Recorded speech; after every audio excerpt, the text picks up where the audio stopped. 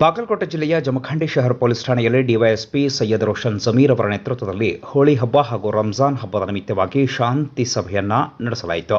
February 27ರ ಮಧ್ಯಾಹ್ನ 12 ಗಂಟೆ ಸಂದರ್ಭ ಶಾಂತಿ ಸಭೆಯನ್ನ ಆಯೋಜಿಸುವ ಕುರಿತು ಪೊಲೀಸ್ ಇಲಾಖೆ ಹಿಂದೂ ಮತ್ತು ಮುಸ್ಲಿಂ ಬಾಂಧವರನ್ನು ಸಂಪರ್ಕಿಸಿ ಸಭೆಗೆ ಹಾಜರಾಗುವಂತೆ ಮಾಹಿತಿ ನೀಡಿದ ಬಳಿಕ ಹಿಂದೂ ಮುಸ್ಲಿಂ ಸಮಾಜದ ಮುಖಂಡರೆಲ್ಲ ಸಭೆಯಲ್ಲಿ ಭಾಗಿಯಾಗಿ ತಮ್ಮ ಅನಿಸಿಕೆ, ಅಭಿಪ್ರಾಯ, ಸಲಹೆಗಳನ್ನು ನೀಡಿದರು.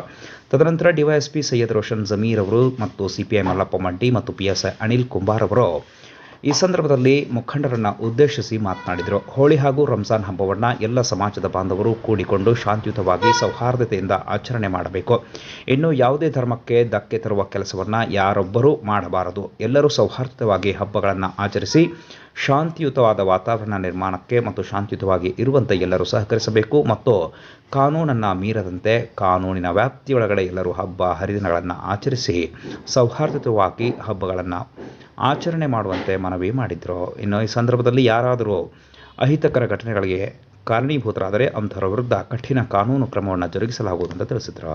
ಮುಂಬರುವ ಹೋಳಿ ಹಬ್ಬದ ನಿಮಿತ್ತ ಹಾಗೂ ರಂಜಾನ್ ಹಬ್ಬದ ನಿಮಿತ್ತ ಕರೆದಿರ್ತಕ್ಕಂಥ ಈ ಒಂದು ಶಾಂತಿ ಸಭೆಯಲ್ಲಿ ವಿಸ್ತೃತವಾಗಿ ಎಲ್ಲ ವಿಚಾರಗಳನ್ನ ಚರ್ಚೆ ಮಾಡಿದ್ದೀವಿ. ಎರಡು ಹಬ್ಬಕ್ಕೆ ಬೇಕಾಗಿರ್ತಕ್ಕಂತಹ ಒಂದು ವಿಸ್ತೃತ ಪೊಲೀಸ್ ಬಂದೋಬಸ್ತ್ ವ್ಯವಸ್ಥೆ ಏನಿದೆ ಅವೆಲ್ಲವೂ ಕೂಡ ನಾವು ಪೊಲೀಸ್ ಇಲಾಖೆ ವತಿಯಿಂದ ನಾವು ನೀಡಲಿಕ್ಕೆ ತಯಾರಿದ್ದೀವಿ. ಎರಡೂ ಸಮುದಾಯದ ಮುಖಂಡರುಗಳು ಕರೆಸಿ ಶಾಂತಿಯನ್ನು ಕಾಪಾಡಲಿಕ್ಕೆ ಇಲಾಖೆ ವತಿಯಿಂದ ನಾವೆಲ್ಲವೂ ಕೂಡ ಕೋರ್ಕೊಂಡಿದ್ದೀವಿ. ಕೆಲವೊಂದು ಅನಿಸಿಕೆಗಳು ಏನು ವ್ಯಕ್ತಪಡಿಸಿದ್ದಾರೆ ಅದಕ್ಕೆ ಪೂರಕವಾಗಿರ್ತಕ್ಕಂತಹ ಕ್ರಮಗಳನ್ನ ನಾವು ಕೈಗೊಳ್ಳಲಿಕ್ಕೆ ನಾವು ತಯಾರಿದ್ದೀವಿ.